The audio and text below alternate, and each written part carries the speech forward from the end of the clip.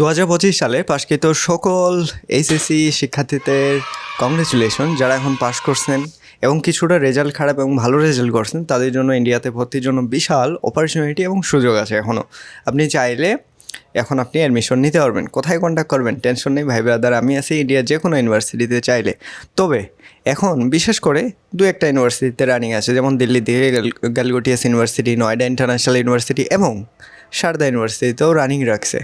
আপনাদের প্রিয় এবং যদি র্যাঙ্কের আরও উপরে যেতে চান তবে চণ্ডীগড় ইউনিভার্সিটিতেও রানিং রাখছে, তবে চেষ্টা করবেন দিল্লির দিকে আসতে। সারদা ইউনিভার্সিটিতে বিশাল অপরচুনিটি আছে, তো আগে পিছিয়ে নাম ভেবে দেন অ্যাডমিশন নেওয়া যায় এটাতে।